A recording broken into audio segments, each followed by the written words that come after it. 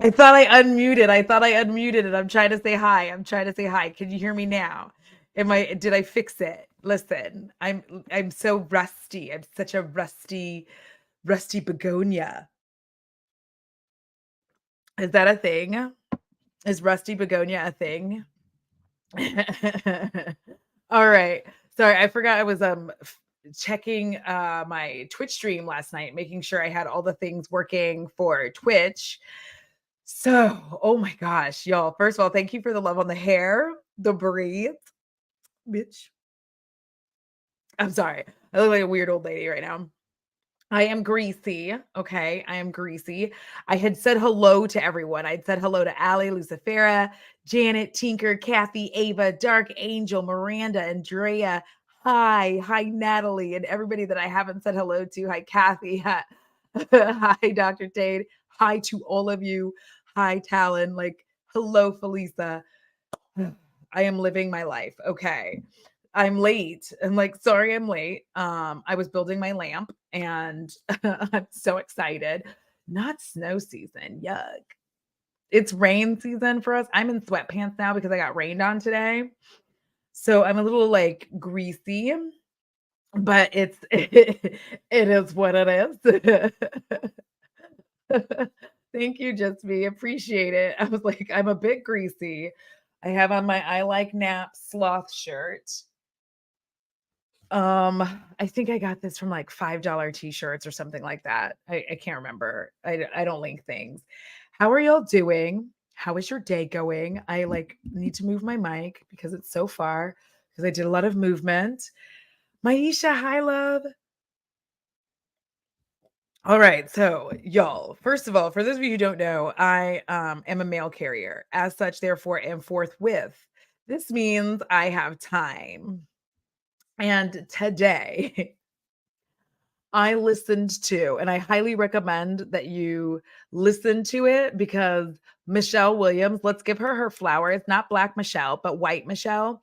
Michelle used to be with Heath Ledger. Michelle, let's give her her flowers because her reading of this made it so much more poignant, so much more beautiful.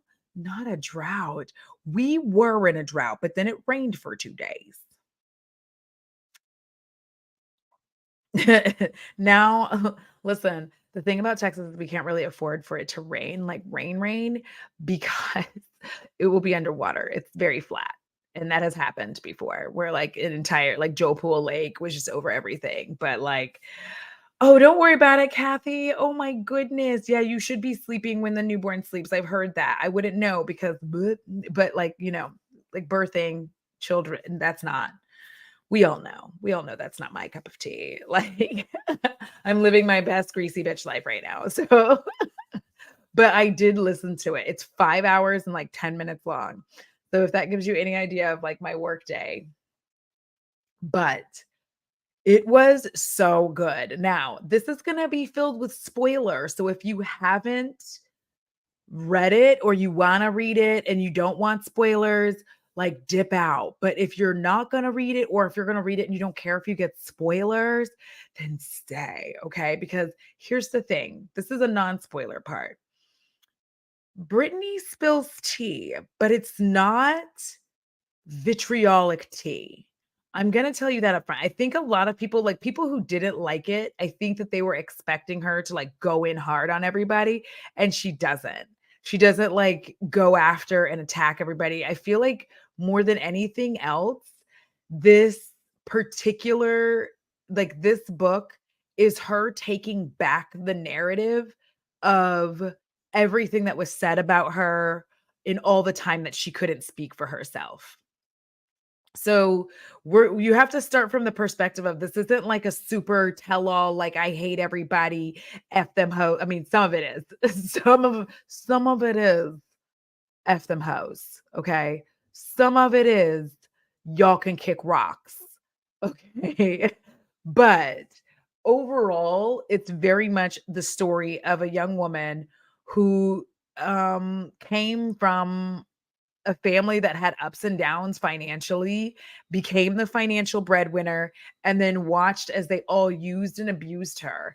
And she could do nothing about it, especially because, like, people don't really take into consideration, like, it was 13 years that she was under that conservatorship. And for reference, I do think that me and Brittany are around the same age. I think she's like 42 and I'm 43. So 13 years ago, I'm trying to do math, would be at 33, 30, 30. I didn't want to start like doing math. That would be like at 30 years of age, I feel like is when that whole thing went into effect. Someone check my math because my math hardly ever maths. Yes. That's it, Allie, right there. I love how she didn't viciously lay into those that hurt her. It takes a lot of the air out of their fires ready to hurt her again. Period. That's the thing. Hold on.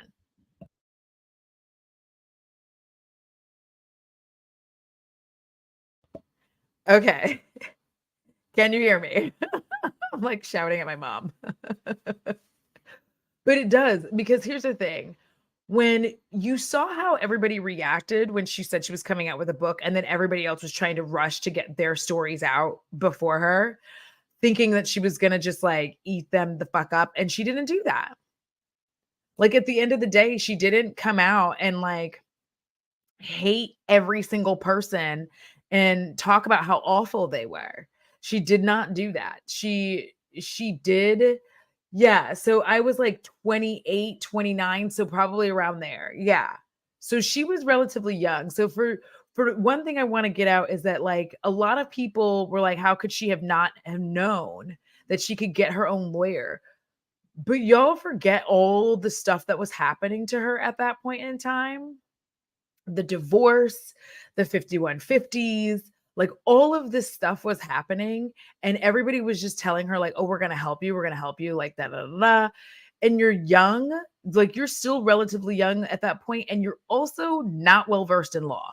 So I will also say that a big marvelous thing about this book is I think it's very helpful for women in general to go out and learn and understand the law around conservatorships. And I mean that. Like, I'm not saying that, like, oh, it doesn't matter if you're rich or not. Like, literally, every woman should figure this out because if you should become wealthy, if you should have money, like, if you've seen Sucker Punch, you know what I'm talking about. It becomes important for you to know your rights and understand what happened because she didn't understand what was going on. She, like, literally had no clue that she could have gotten out of this sooner. And the thing is, I don't think she would have been able to get out of it sooner.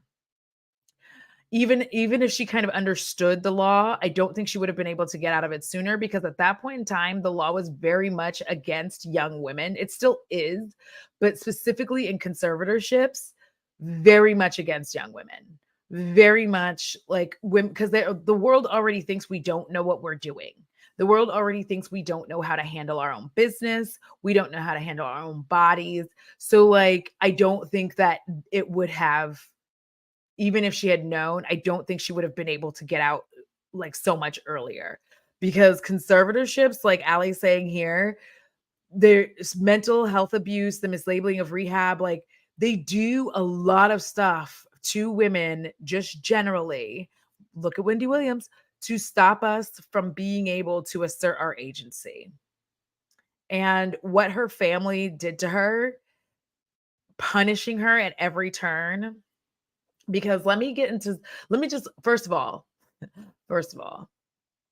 I just want to say, Britney, she ate Diane Sawyer the fuck up, ate her up, took her up the street, down the street, ran her over with a moped, kicked her while she was down, picked her right back up, threw her against the wall, smacked her a couple of times in the face, then threw her back on the ground and ran her over with a truck.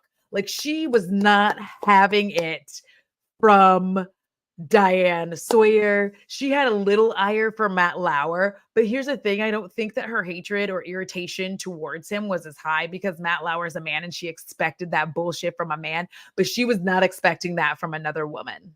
She wasn't expecting it. Ate Diane Sawyer. I was like, get her, sis. Like, got her. Was just like, because when you find out about that interview and when you read or listen to, I listened to it. And by the way, y'all were right about audiobooks. I just want to tell y'all right now, I'm so sorry that I did not listen. But one, I'm a stubborn Taurus. And two, I am an autistic person who does not like change. And the idea, the very thought of like, not like holding the book and reading it was like, I don't know if I can do that. I could. This had me on the edge of my seat from start to finish. Britney does the forward and it's beautiful. It is beautiful. But when she started going in about that interview and how she was forced to go do that interview, she did not want to. And she was essentially forced to cry on national TV while Diane Sawyer basically called her a whore and a bad mom.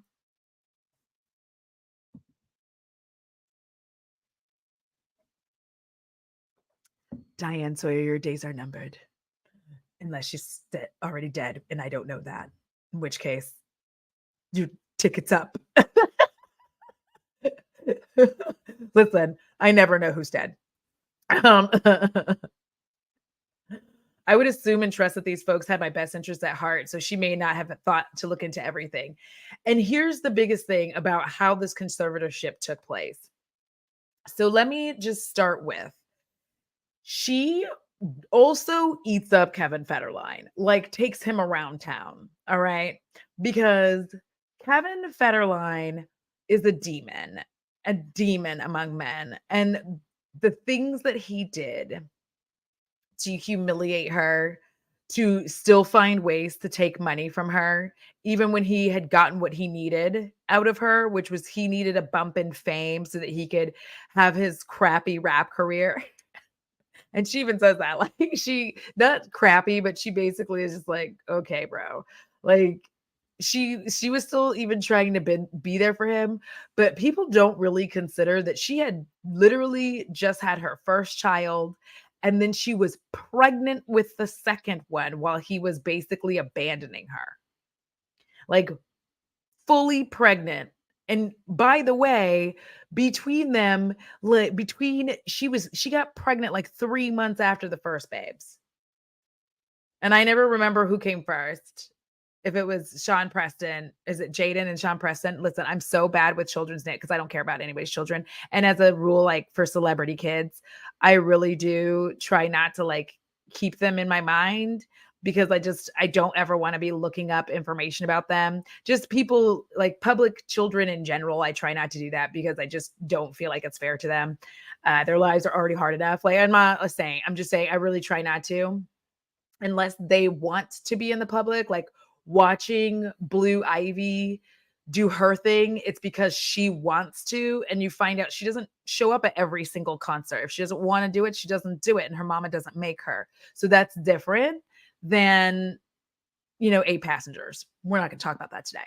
But it is Sean Preston and Jaden. So she had just had one of them and then got pregnant like literally 3 months later, fully pregnant with her second baby. And Kevin Federline is nowhere to be found. He's busy with his career, doing interviews, trying to be a rapper. and she's pregnant.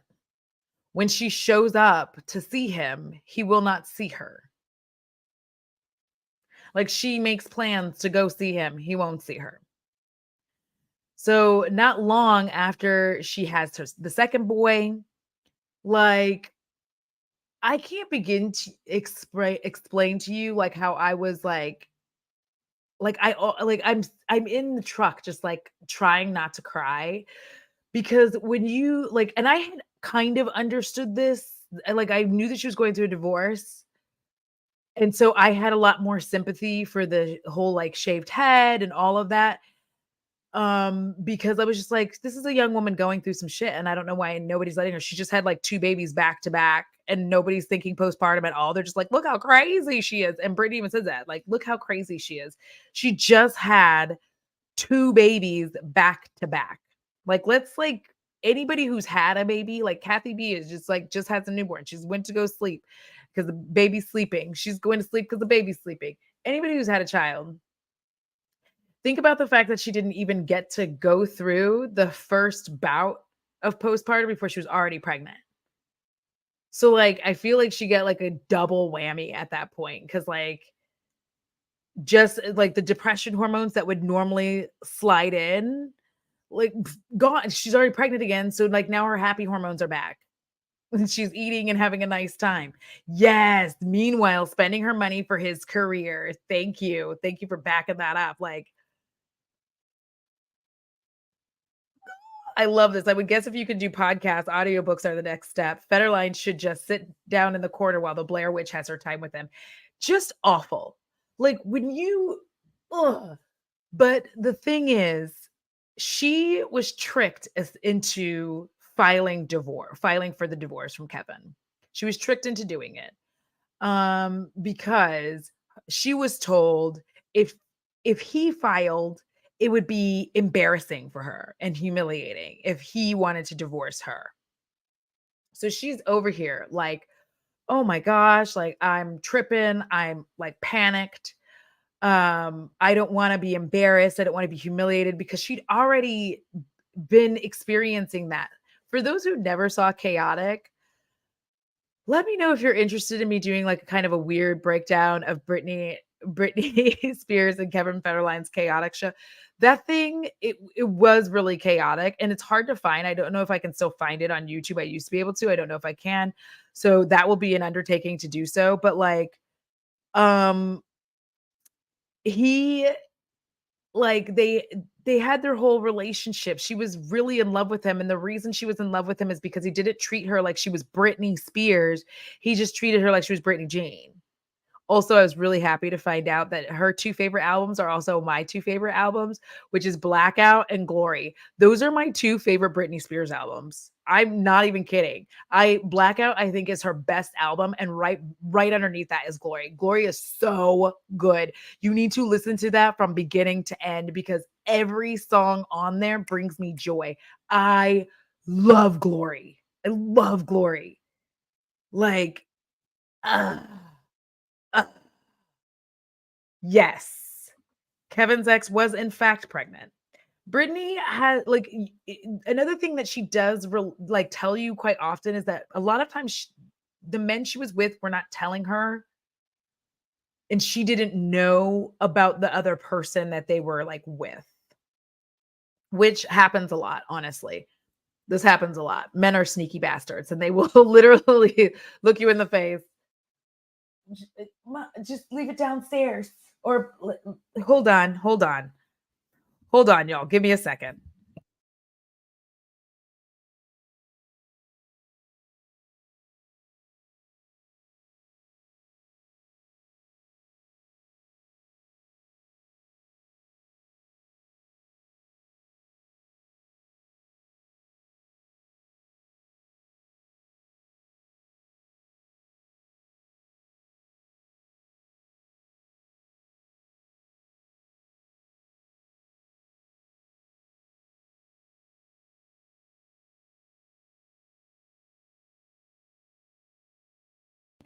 Not my mom bringing bringing me dinner. I ordered dinner and like my mom brought it, but we're gonna chat through this. But And just as a side note, I said this on a live stream a long time ago when people were being like, Britney's being weird on Instagram. I'm not gonna say I completely understand because, like, I have no idea what it's like to have gone through what she's gone through, but I have had a breakdown in which I had to go into a mental health facility. I checked myself in, so obviously that's different. But um, when you lose control of yourself, when you have zero control over yourself and you get it back, you're gonna while out. Like you're just gonna get a little wild.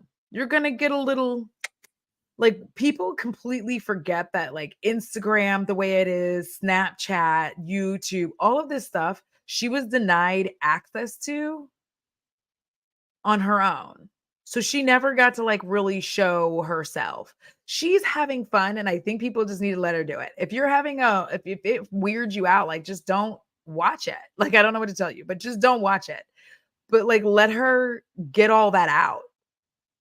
Like imagine you can't control your own social media. Like think about what your life would be like if for 10 years, 13 you were not allowed to touch your own Instagram and do your own Instagram feeds and your own Instagram updates. Do y'all not remember when it first, like when Instagram first came up, we were all wilding. Like she's literally doing the stuff that we were all doing back in the day. Popping it, shaking it, doing all this stuff. She's having a nice time. Allow her to enjoy the control she has. You know, like the again, people say this all the time about mental health. Everybody loves mental health and wants to talk about it and be like, "Oh, you're so brave." Up until the moment they see like what it actually looks like, what it manifests as. Everybody's so understanding until they see it. And then when people see somebody exerting like joy and whatnot in the way that they can and the way that they want to, suddenly becomes like, oh, it's too much. Oh, she's doing too much. Everybody's like real quick to try to call on her right now. And I'm like, aren't y'all the same motherfuckers who are free Britney? I'm gonna need y'all to keep that same energy. Nobody said that everybody she has to be perfect. I feel like free Britney was just that free Britney, and she's free. So sorry, I went on a tangent, but like it is important to understand that mental health is not something that we just talk about. It's not cute to just like when I went into a facility it was because quite literally, I was diagnosed ADHD, undiagnosed autistic. My work life was miserable and my home life was terrible. When I tell y'all, like, I there's so much stuff that I can't even really talk about because I simply don't remember. Like, I hate to use the word trauma, but some of the stuff that I went through in my marriage is so traumatic that I just don't remember it. Like, there are things that I literally, like, I just remembered earlier in the year when I was in like Abby Williamson's live stream on Twitch that I saw Willie Nelson in concert. Like, I saw I don't remember it still, but I saw him. I remember seeing Ryan Bingham because I was happy at that point. Something happened between me and my ex-husband that I just blocked it out completely. Like I literally don't remember seeing Willie at all.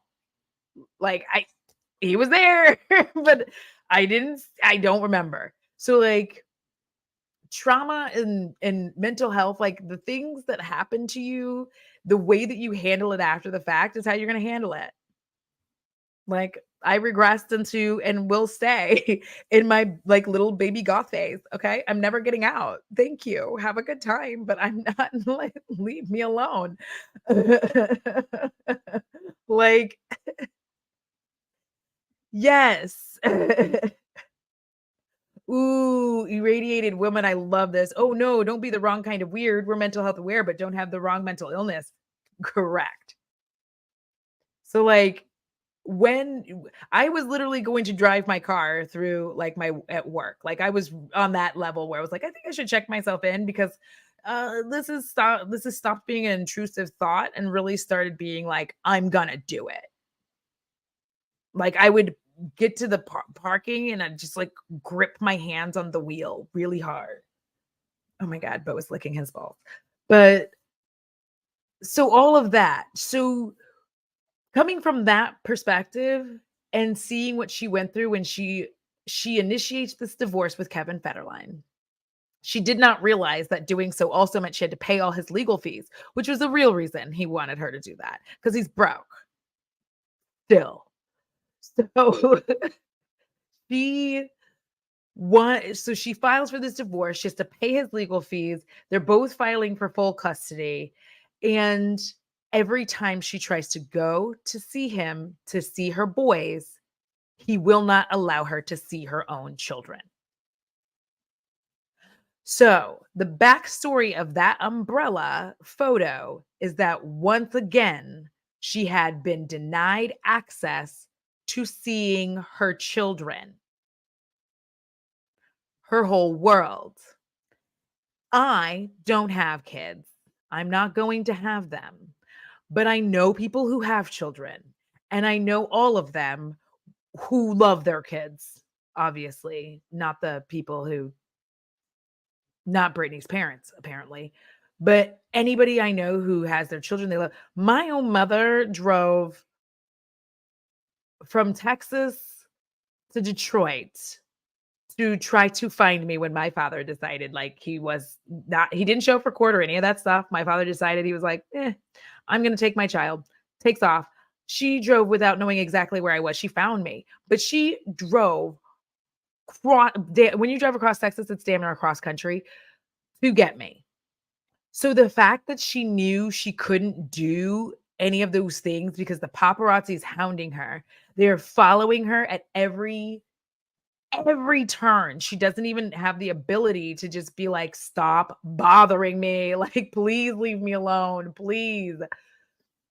And she's going through all of this. She's heartbroken at this point because she can't see her kids. Every time she tries to go see them, he is just denying her the access to the children she birthed that he's making money off of. And now this paparazzo is getting in her face, not being nice, telling her what he's going to do, not asking her if he can do anything, not asking her if he can interview her. He tells her what he's going to do with a smirk on his face. And she'd had enough. The closest thing she had was an umbrella, and she beat the shit out of his car, as she should have. As she should have. When she got 5150'd, the thing that people do not know, and now we do know, is that um she was terrified she wouldn't be able to see her boys again because of all the times that Kevin had denied her access. When they started sharing custody, she panics because she feels like she's not going to be able to see them. So she puts one child in the car with the security, the other she holds on to. She can't deal it. She just cannot do it. She can't do it. She is stressed. She's like, I can't not see my kids again. Like, I can't deal with that. And I felt for her. Like, oh, I'm getting a little weepy. You can't see it because my eyes are dry, but I am like, I can feel it in my spirit. I can feel like the tears that would fall trying. So she grabs him, she locks him in the bathroom. These people come at her like a SWAT team comes in, acting as if she was going to harm him. She never had any intention. She's just crying and wanting to because here's the thing. If she had wanted to harm her children, just saying, if she thought she was gonna take herself or her child out, trigger warning for this situation. I'm telling you right now, she would not have even given up one of them. She would have kept both of them. That would have been worrying.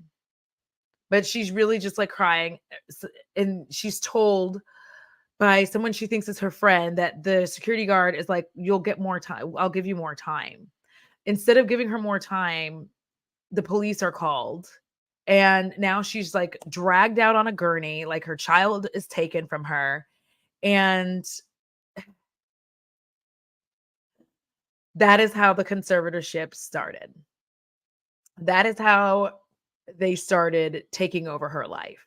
The most chilling part of this tale is when she was talking about how she was keeping control of herself and all of these things by holding on to all of her receipts and stuff for her taxes.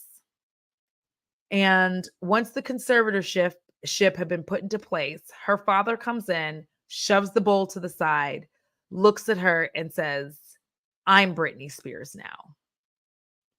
And y'all, I like, oop, there they go. I got chills again. I got chills when I heard that. Like, there is something, oof, it's like breaking me a little bit.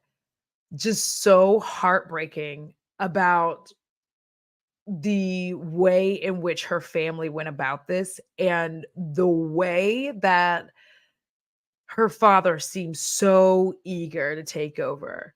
For reference, he was not a good father from jump, and he really wasn't a good part of her life. He was an alcoholic. He drank a lot and would like just leave. She had trouble with her mother because her mother would start fights with her alcoholic father.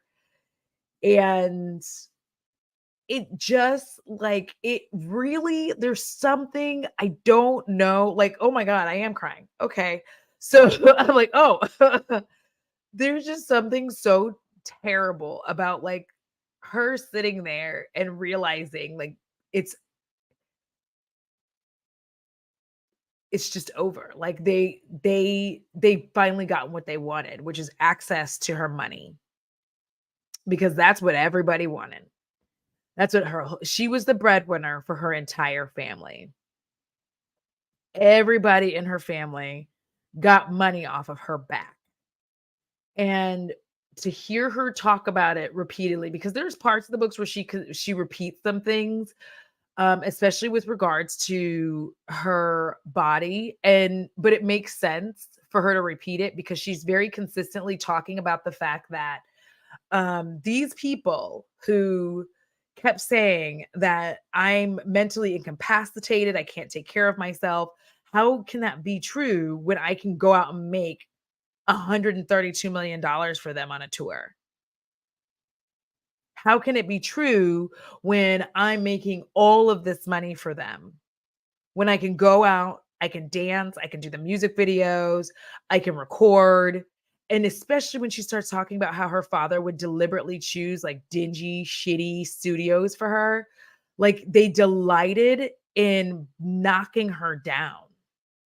And like for that reason, like Brittany, you can forgive them all you want to, but baby, I'm never going to.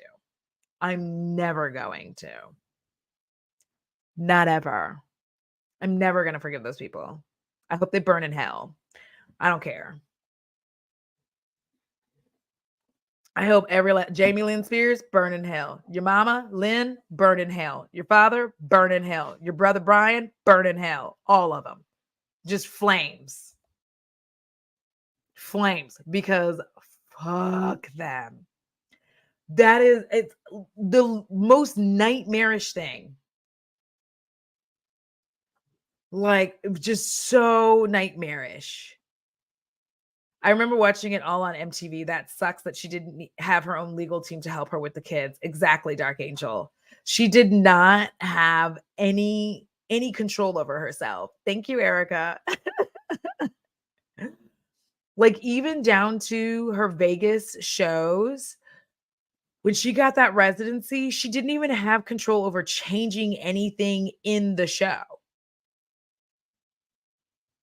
Like at all. She couldn't change anything.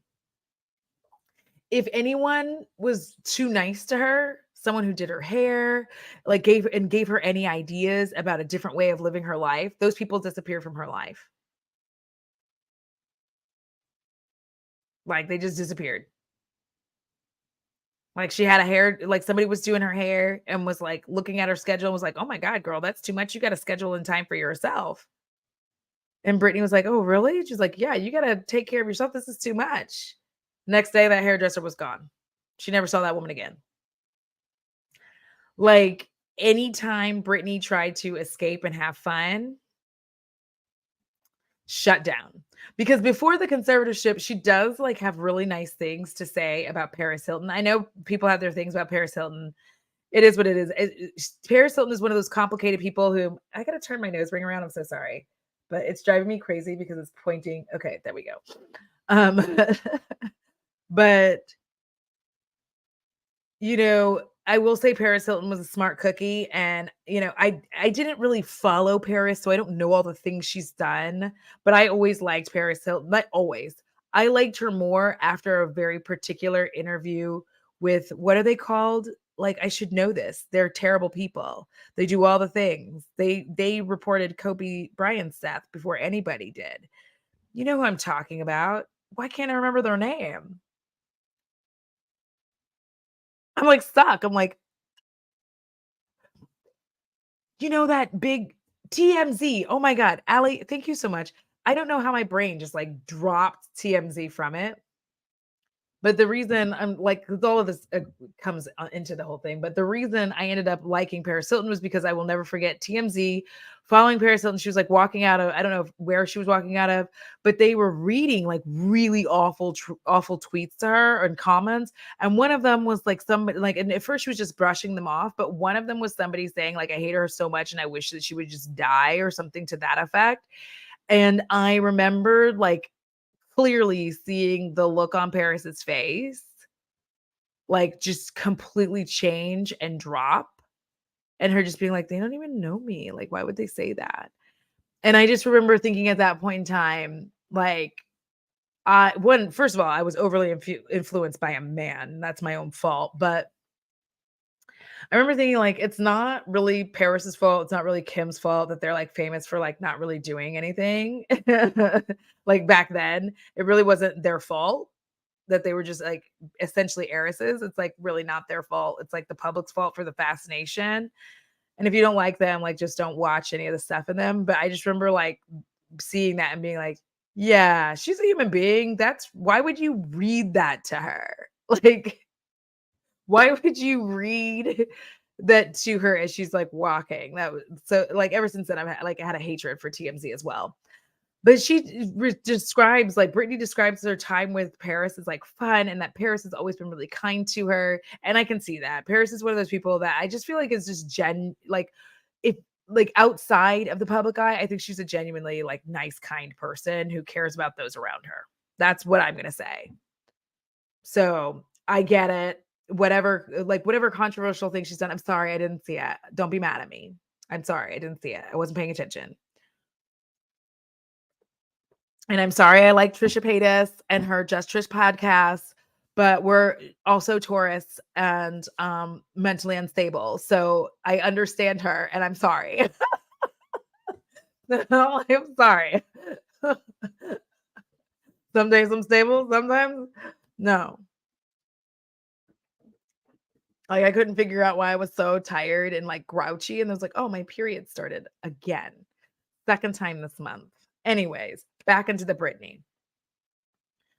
So when it comes to the people that she dates, first of all, she outed a few things about her and Justin Timberlake's relationship. JT, still on my shit list.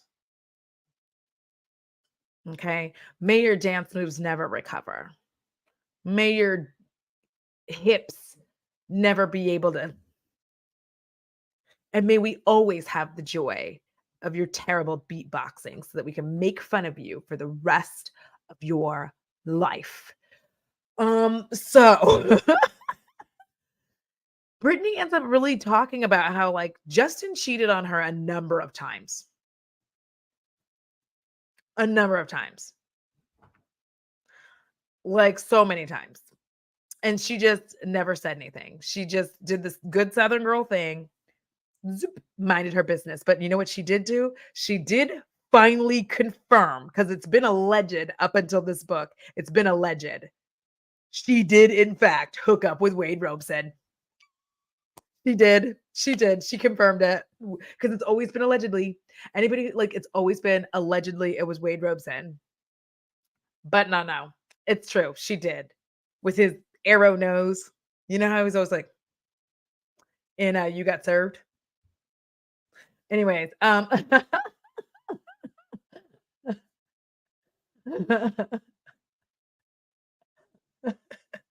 know.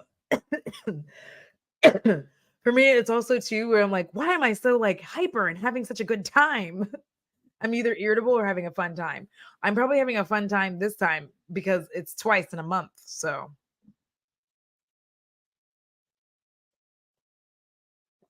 Yeah, that's the thing. Like, I here's the thing that I also try to keep in mind. Um, I try to keep in mind that people like I'm not gonna say, oh, the internet was different. I just think that what people could get away with was different. I'm not forgiving it or excusing it. I'm saying what people could get away with was different. It just was. Now, like, I wouldn't see her doing the same shit that she did back then because you couldn't get away with it. I am into noses.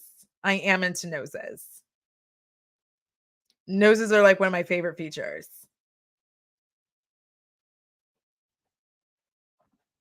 Like, I think that's probably part of why I like a rat face man, if I'm gonna be honest. That's the nose. If I'm into men, I'm like, do you have a rat face? No? Then leave. Be gone. You know? If you're like Adrian Brody, if you're not like rocket like that, even though I got so annoyed because I was like, bro, did you seriously endorse like Roman Polanski coming back? Because I like hate you so much for that. This is why I don't like people because you always disappoint. So she does out that. But the thing is, the whole world thought Britney Spears like broke his heart because she cheated and she did all of that. But really, he had been cheating on her the whole time.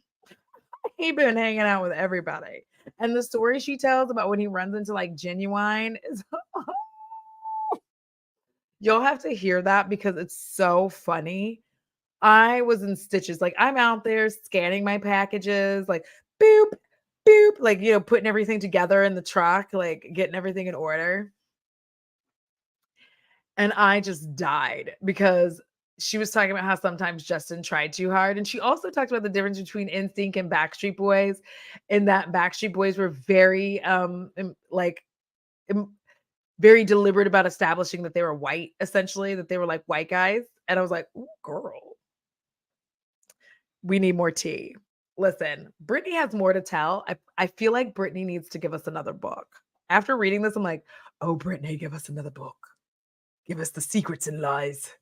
Britney Spears, Secrets and Lies. We're ready. Also, she explains why she's so into the accent, and it's because of her grandmother. So, her grandmother, she wanted to be just like her grandmother. Her grandmother had an accent, she was British. She felt like her grandmother was such a lady, and she wanted to be a lady as well. So, that's why she loves to do it. There you are. She's not weird, she's not strange. That's her family. You're welcome.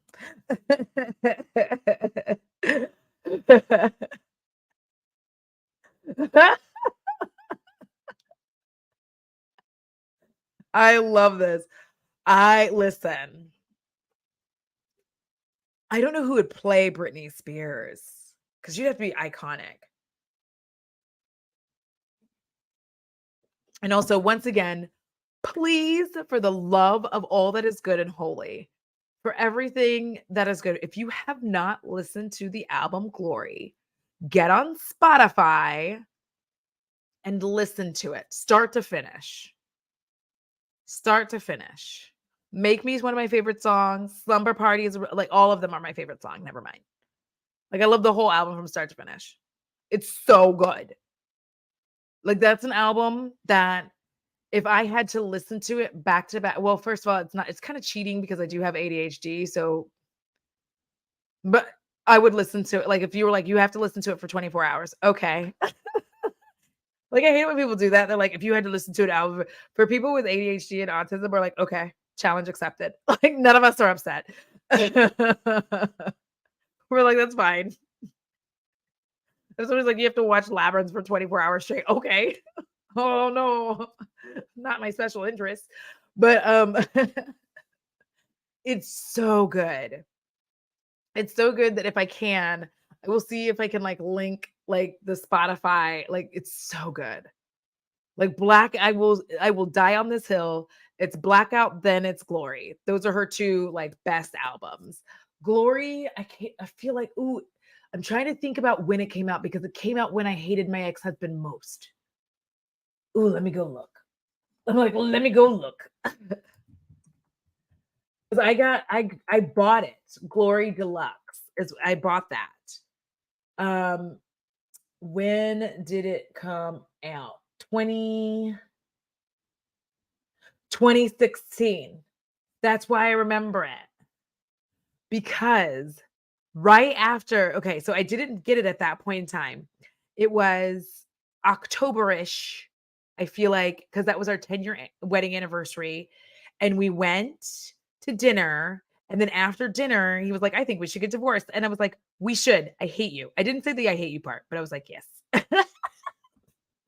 But then I started listening to the album, and that album reminds me of my emancipation and, like, of me taking control of myself again. So, it is by far I love that album.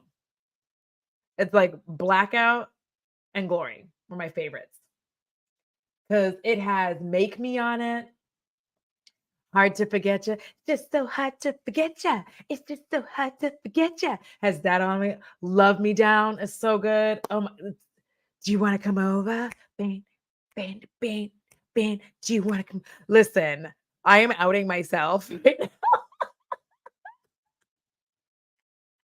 I didn't realize I was gonna out myself with how much I've listened, but Make Me is like my shower song, like, when you're trying to, like, feel yourself, not like feel just but when you're just like, naked shower dancing. Does everybody do that or is it just me? Okay. Um That's okay. I think listen, you don't have to like here's the thing. It is fairly difficult, especially if you're neurodivergent, to listen to albums. That's why I locked on to these 2 because I can like Blackout and Glory, I can listen to the whole album, like start to finish, and I don't skip. Like I don't there's never a skip for me. Um, because like when people ask me if I'm a Beyonce fan, I'm like, "Yes." And then they'll start talking about a bunch of her songs that I don't know, and they're like, "How are you a fan?" And I'm like, "Diva." Because Diva is like my ADHD hold on to all day song. Na na na diva is a like that becomes my when that song comes on, like I lose myself and who I am as a person. Like I would minding my business, be like, stop the track, like every time. So the fact that Britney loved those two, she's like they arguing my best albums. I was like, girl, yes, we should be friends. Anyways, not like she would be my friend, but I I think it was also very heartbreaking in this to find out how much Britney did not have people that were supportive of her. How she like they would have like her friends would come to visit, but she didn't want them there. And one of the best things that she explained was it's different when you ask for help. That's one thing, but when you didn't ask and you don't want it, like it's not good. So I told you give me a minute and I'll be right back. Sorry. Ashley, you and me both.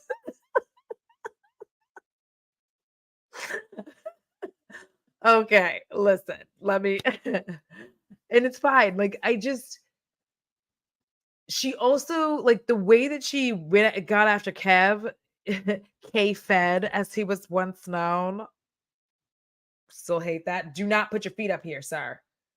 Um was good because she really was talking about like how could this man I carried his babies. Made a house for us. She's the one who had to move out of their house when the divorce starts. She's the one paying his legal fees so that he can get in league with her father and help her, like, and help destroy her. That anytime Britney said no, they found a way to punish her. And number one, the 2 ways that they punished her was that they wouldn't let her see her boys or they put her in a facility every single time. Again, watch Sucker Punch if you haven't seen it. Okay. Watch Sucker Punch if you have not seen that movie.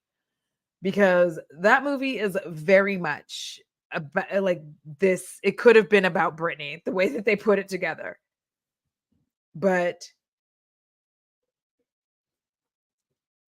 listen, I'm a diva. I'm a diva. I will listen to that song back to back to back to back to back, back to back, back to back. Like, so she talks about that as well. She gives us the tea there. She gives us the tea on like, I hope this man comes back into her life. His name was like Charlie. So bad with names. But he had like his own shit, you know? He really wasn't interested in like Britney Spears. He was interested in Britney. She had energy supplements. Y'all, the way that they would like get on her, do psychological evaluations because she was taking over the counter energy supplements. And it was literally because it gave her energy. And I promise you, it's a lot of it was because she was getting her body back, number one. Number two, because she had that energy, she like it would help her think clearly. I'm not advocating for like taking supplements. I'm just saying that what was happening is it was like interacting with the medication that they were forcing her to take.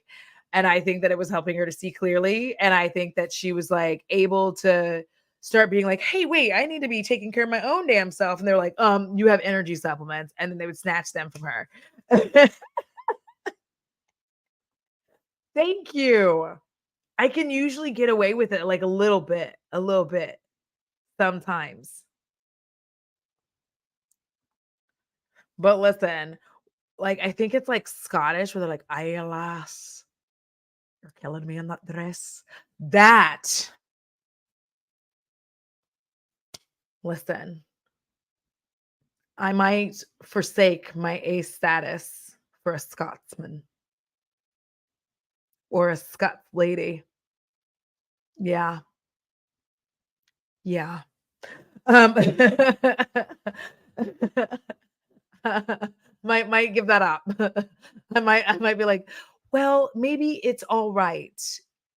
As long as they're alright with the fact that I'm like, "Turn on music loudly." And then, we're gonna have to change all of the sheets and blanket immediately, and I have to take a shower, as do you. Thank you. Thank you, Jenny. A rat-faced Scotsman, it's all over. Like, it's over for real. Yes, and she had been on Prozac for so long, it made her enter a lull. Like, here's the thing, um, about a lot of antidepressants that a lot of people do not know and understand, and why a lot of people who suffer from depression tend to stop taking them and then have like episodes and whatnot. They dull a lot of people's senses, and people get tired of feeling dull. Like, on the one hand, you're like, great, I'm not depressed. But on the other side of it, you're like, I can feel almost nothing. Like, everything is just like, it's just nothing goes high, nothing goes low. You never experience, like, especially early antidepressant meds, like, back then, nothing went high, nothing went low. You were just like,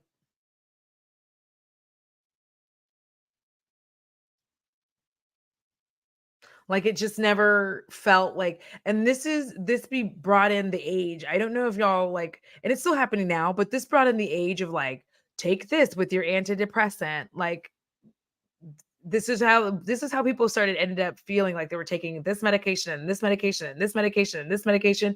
It felt like you took an antidepressant, but then to help you with the dull feeling, you took this other medication so you didn't feel as dull, but then you couldn't sleep or some other side effects. So then they gave you another medication for that side effect, because I was on that train for a minute. And also, fun, I've said this before, if you're a woman who's autistic with ADHD or just autistic or just ADHD, oftentimes you are diagnosed as bipolar. And of course, I do not recommend this. Do not do this. Do not do what I did, because it wasn't a smart thing to do. But I had been on like all these BPD meds, and I noticed that I was like, I don't feel like this is doing anything for me. So I just stopped taking them. Like, I weaned myself off of them. But when I got off of them, I was like, I don't feel any different off of them. I feel exactly the same. So this is one of those times where I had to start learning that, like, first of all, I don't know what it is in my brain. It could be the autism. I don't take well to the majority of medication. I just don't. I've never like I always can see through any medication and any illegal substance that I take into reality. So yeah, antidepressants cause weight gain. Her diet was poor. She was not even allowed to choose what she wanted to eat, y'all. I'm not even kidding. Like she had a chef and he couldn't make her what she wanted. Her father chose. Everybody chose. It's why, like, now look at her Instagram through these eyes. Through the eyes of someone who was constantly told she was fat, she was ugly, she was unattractive. Now look at her Instagram. Go back and look at it and like keep that in mind. Why she's like pulling her stuff down and like doing all the little dances, twirling, having fun. Now go back and look at it through that lens. Like go back and look at it through the lens of someone who has been told for 13 years that she is fat, she's ugly, she needs to get in shape. Like I just need for people to like consider for a second what is happening and what has happened to her because they cause weight gain. They can dull your senses. They can dull your sense of self. She was so beaten down that like every time she made an attempt to back down, like and like to push back, excuse me, they would do like one little thing and she would just be like, never mind, and just like be crushed because again, she knew like she wasn't going to see her boys or she was going to get committed to another hospital, do another stint in rehab, do another stint in a mental facility. She was just not going to be able to assert herself. So like when I don't know, I felt her story. It was so beautiful. And again, I think that anybody who read that expecting her to shit on everyone didn't understand that she was really just trying to take back this narrative of who she was that she was crazy. Now the most important, I can't believe I was going to leave this stream cuz I want to eat my food. I've been drinking this wine and like it's red wine. So like, I need to eat. Um she really explains why she shaved her head. She goes on a tangent about how she was no longer going to be like, you want me to be pretty? F you. You want me to be nice? F you. You want me to be your little dream? F you. And she shaved off her hair. She was trying to take control back. When she talks about how she had told them she did not want to do the like Las Vegas residency, the other one, she says, like, I didn't want to do it. I told them I didn't want to do it. I said I didn't want to. And they wouldn't they were just like, "You have to do it. Well, there's a contract, blah, blah, blah." And so she was supposed to announce it. And I feel like 2016, wasn't it? Does everybody remember that? How she like she got out of the helicopter, she walked up, like everybody's chanting, like all this stuff.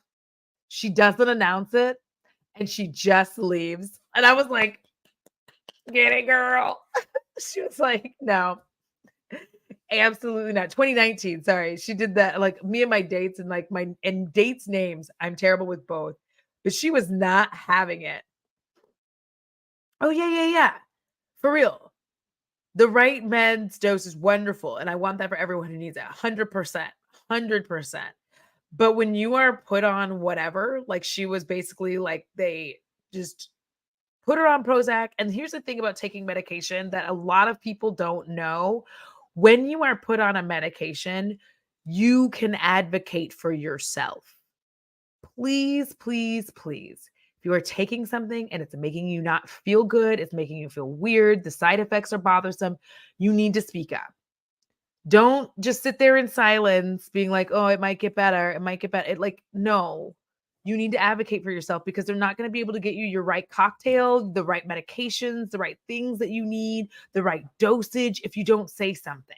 If you sit there and just go like, "Oh, it's just," don't do that. Don't do it. And especially if you're Black, you need to speak up. Okay?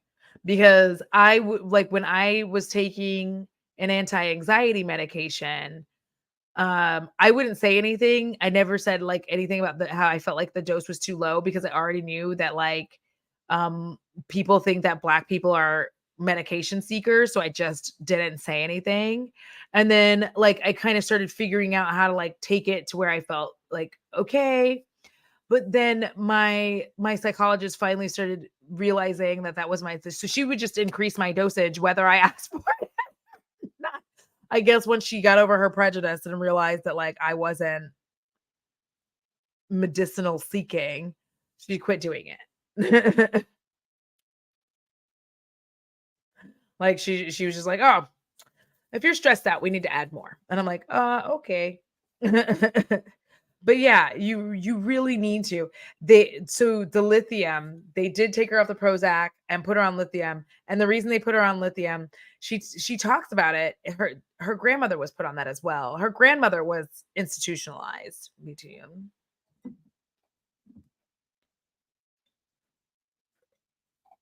But the thing about lithium is you have to actually need lithium first and foremost. And if you don't, it's not a great medication for you to be on. That's the thing about lithium because it's very very strong. Typically used, from my understanding, from people who are also having some breaks with reality, uh, hallucinations. Lithium helps to like pin that back. So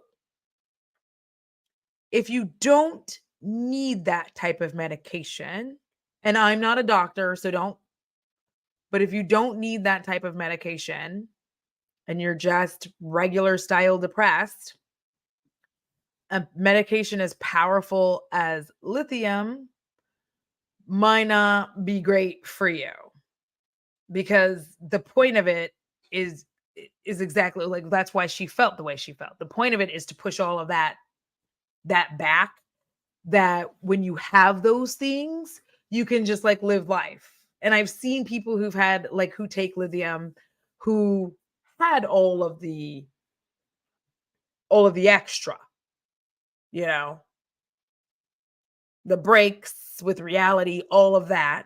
And then when they were on lithium, they're just like normal people. They're like, "Oh, having a good time. Everything's fine. Hey."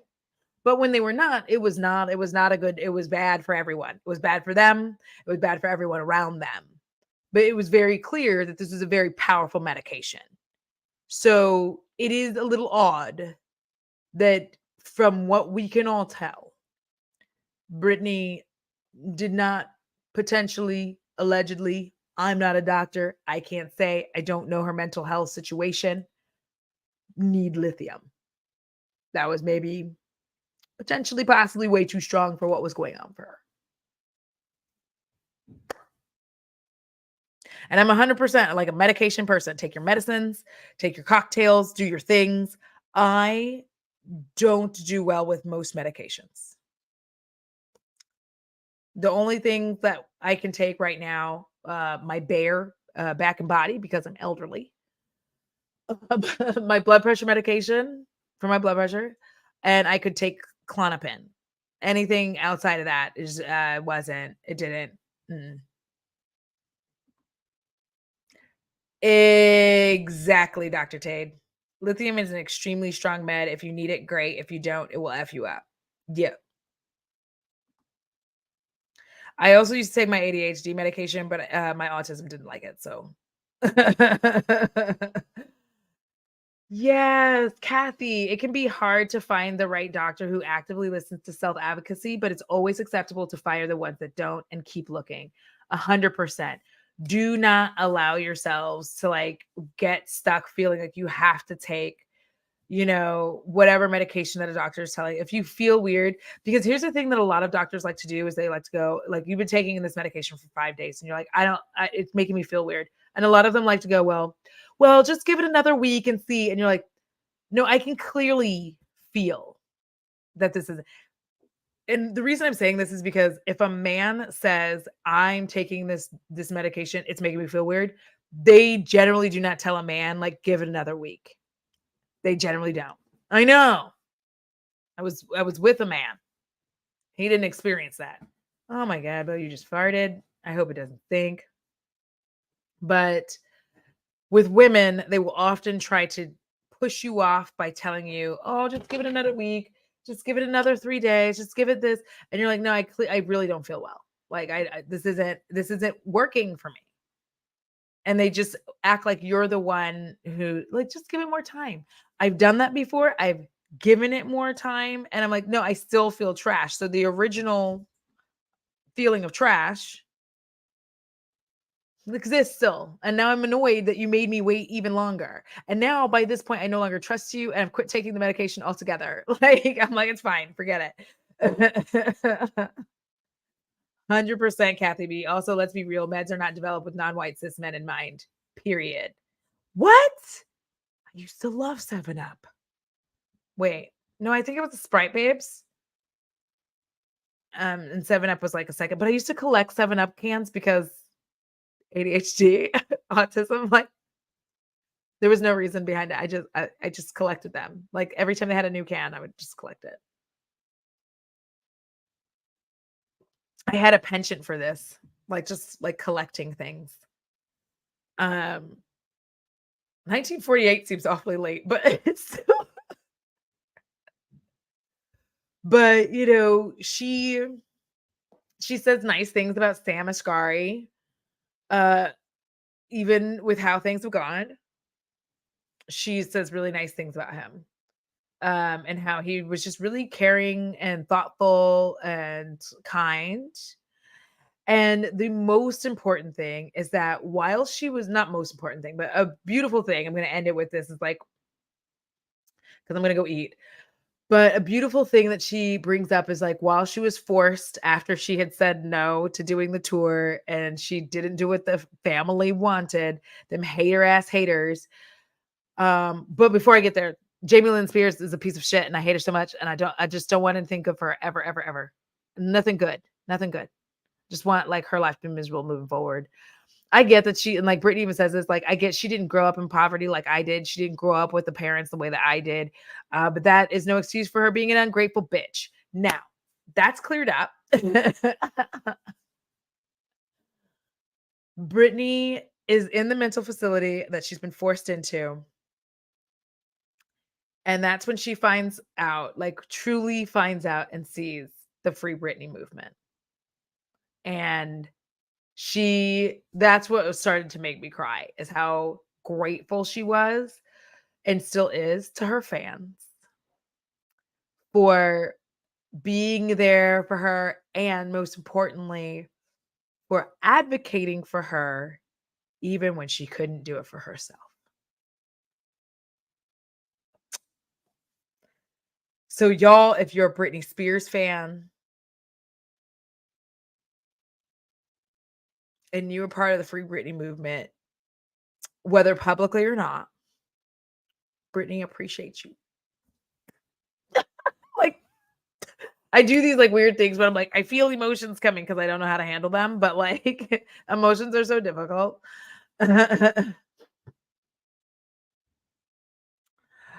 Listen, let me tell you something, Law Nerd Amber. When I was in the mental facility,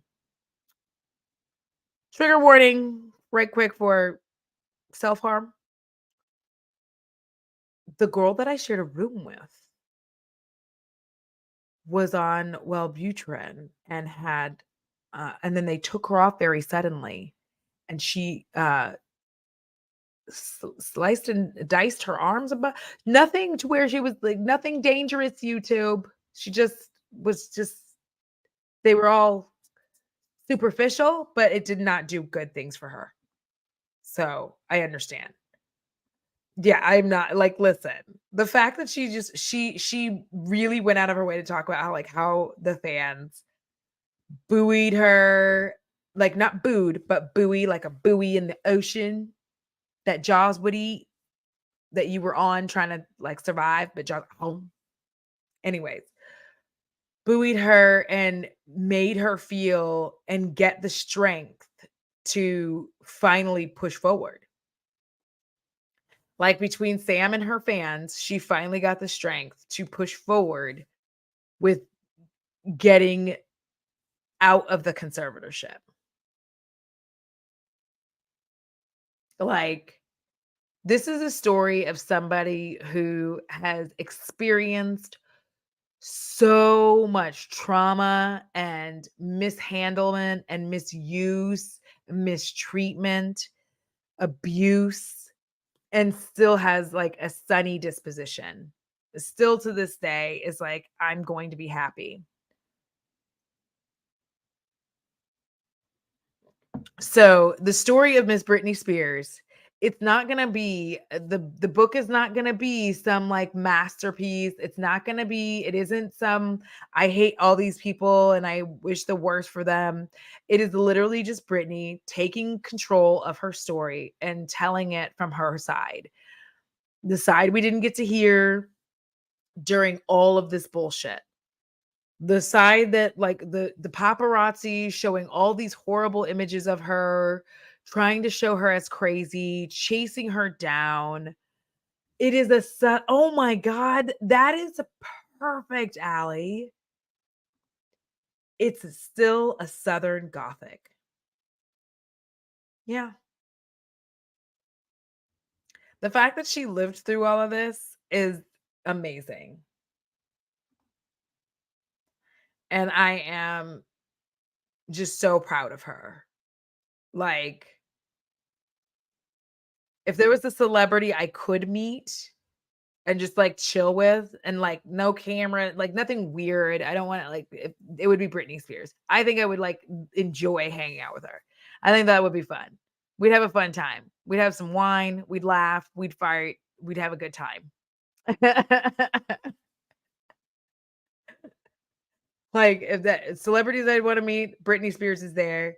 YouTubers I wanna meet, I know you're gonna get mad, it's Trisha Paytas. I wanna meet Trisha Paytas. She's she's Trisha freaking Paytas. I'm sorry. I do wanna meet her. We both talk fast. We're both beautiful. And I do feel like she's on a road to redemption for real, for real, for real. For real, for real, for real. So yeah, if you have not read the Britney Spears, like I think The Woman in Me is a good read. And I'm telling you, as someone who generally does not read or like any celeb biopic, any celeb story, any of that. I was on the edge of my seat. I would literally, every time I had to get out to deliver a package, I would hit pause. I'd be like, pause. And I don't pause anything because you can't, like, I don't listen to music like in my headphones while I'm like working because, like, one, that's dangerous. But I just like absolutely not. Like, ugh. Oh my God, I'm so awkward in person. I'm so awkward. I don't really know what to do in person. You can ask M and Thorn. I'm so awkward. What's another YouTuber I wanted, because I met a lot of the YouTubers I wanted to meet, but they're my friends now, so that's like awkward. Like it makes me sound um oh, Peter. I'd like to like actually meet Peter Bond. Like that would be cool. I'd like to hang out with Petty Page or Paige Christie now. Who else?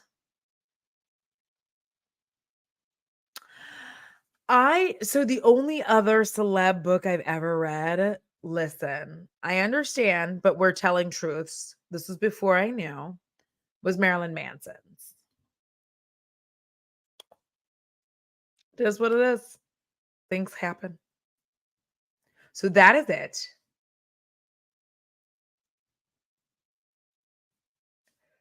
Oh my God, not you pulling over. I had to pull over to reply. Taking your roomie off any meds cold turkey is a ridiculous choice. People shouldn't be treated like that. Period. Yeah, because I had to get off of Clonopin cold turkey myself because I was terrified that insurance like wouldn't I felt like my jobs were temporary. At the time I didn't understand that I was autistic, but I felt like my jobs were always temporary, and in America your health insurance is tied to your job. And so I had to cold turkey get off my Clonopin because I never wanted to be in the situation again, because the one time, like the couple of times that I was between jobs and couldn't get the medication was nightmarish. And so I was like, I'm not taking that medication ever again. It was one of the most helpful medications I've ever taken in my life. Like, it helps me out with, like, my jumpiness. Like, I'm so jumpy all the time because I'm disassociated 98% of the time. I'm lying, it's 99.9, but, like, I'm disassociated most of the time, so the world surprises me, and the Klonopin really helped me to not be like at every second, when you interrupted me, so, and it's, like, painful. Like, I don't really ever tell people that, but being jumpy like that is extremely painful. Like, I don't know if people know, but, like, being that jumpy is very painful. Like, your whole body tenses every time you get surprised. Like, it's just it's not a good time. It's not cute.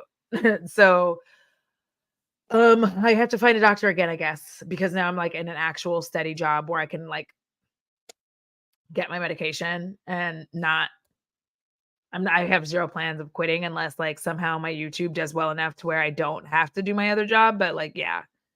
So, yeah, this is a good book. Would I 10 out of 10 recommend? I think it's really fun. I am also now listening to the latest Patricia Briggs book.